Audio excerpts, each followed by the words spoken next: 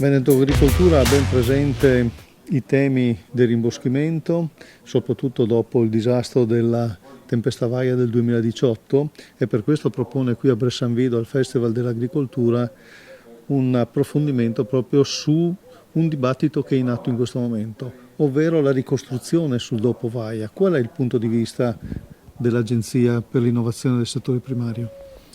Allora, il nostro punto di vista, dopo un confronto con la Regione, è abbastanza chiaro. Vaia ha messo allo scoperto dei nervi chiari dove la filiera del legno in Veneto non c'è più e va ricostituita, assolutamente, al di là di quello che poi è successo in alcune aree e per alcune essenze forestali dopo Vaia.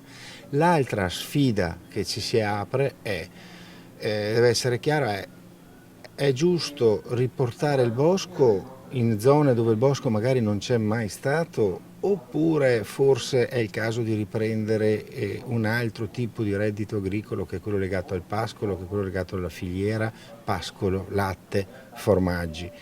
Questo lo diciamo perché è una filiera che sta prendendo quota, il formaggio di qualità di malga è ricercato, non riusciamo a produrre burro nelle malghe che viene subito consumato, subito venduto.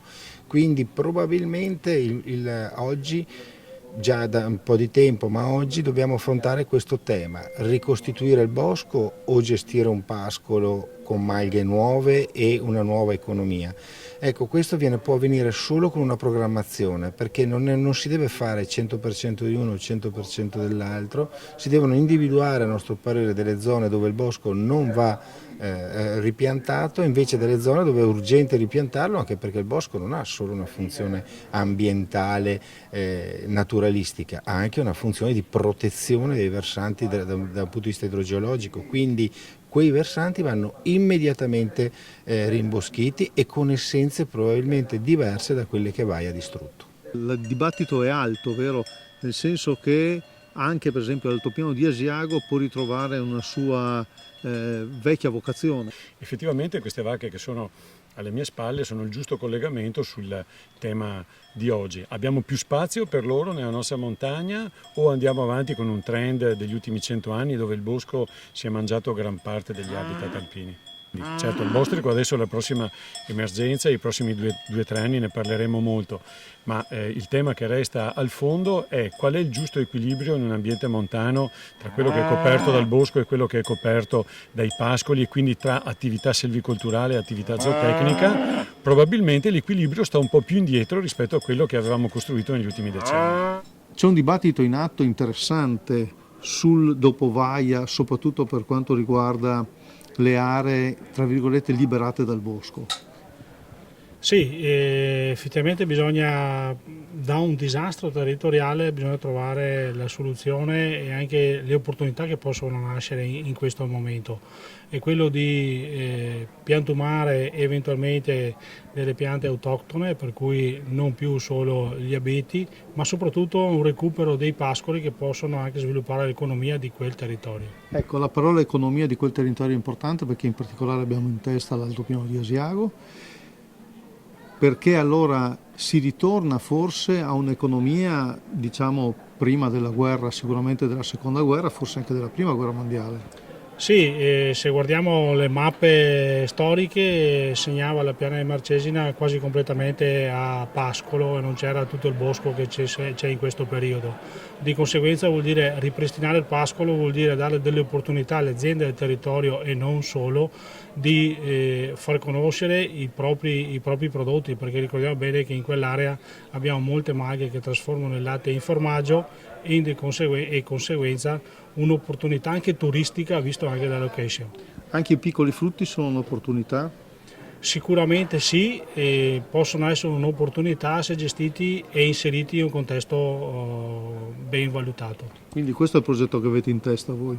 Assolutamente sì, principalmente è quello di ripristinare delle malghe per dare anche un'economia migliore al territorio. Quale bosco ricostruiamo? Come lo ricostruiamo? Ma su questo ci stiamo pensando. Ci sono aspetti economici da tenere in considerazione, aspetti selvicolturali, aspetti anche ecologici. Ci sono anche aspetti relativi al rapporto pascolo-bosco. non sono cose semplici.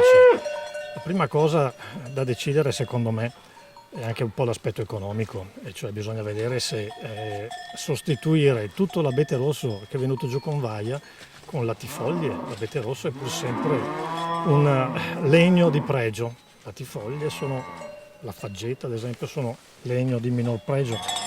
E gli aspetti sociali? Gli aspetti sociali sono ovviamente importanti, noi lo sappiamo, soprattutto sulle malghe di cui oggi parliamo, ad esempio sulle malghe di Asiago. Ci sono relazioni tra persone del posto, persone della pianura, che svolgono attività di tipo diverso, che è fondamentale tenerle in considerazione, che devono mettere insieme turismo, economia, ma anche ambiente. Ormai è epoca di riuscire a tenere in considerazione questi diversi aspetti contemporaneamente. Le conoscenze ce le abbiamo. In ogni caso penso che Vaia sia una importante occasione per riflettere anche soprattutto sul modo con cui realizzare bosco e pascolo, soprattutto nelle nostre zone di montagna, ad esempio le zone ZSC, che sono zone protette, in cui la ricostituzione di qualunque habitat, di qualunque ecosistema, che sia bosco o pascolo, deve essere fatta in un certo modo, un modo che è prescritto dalla legge sostanzialmente. Allora è meglio più pascolo. È meglio più pascolo, soprattutto quando ci sono degli allevatori bravi come quelli che abbiamo qui a Bressanvido.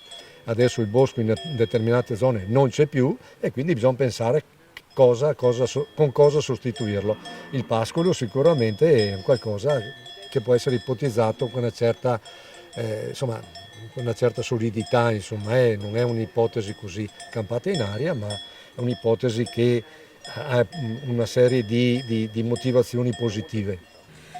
Sono scelte difficili, sono scelte che vanno fatte con cognizione di causa, perché in ogni caso poi bisogna sapere che si va incontro a dei costi importanti per riportare il prato, ma anche poi che deve esserci la successiva coltivazione di questo prato, quindi bisogna che ci siano le condizioni anche agricole per portare avanti questo tipo di discorsi. Comunque l'esperienza che porto è un'esperienza tutto sommato limitata, perché non sono superfici enormi, però già incominciamo a avere un 7-8 ettari circa di terreno che è stato completamente sovvertito dagli lavori che sono stati fatti, perché c'erano questi fabbricati e c'erano dei rilevati e così, e poi è stato utilizzato l'erba di prati donatori. Quindi questa esperienza che è stata portata ha dimostrato che era possibile ricostruire attraverso l'utilizzo di prati particolarmente ricchi di fiori, ricostruire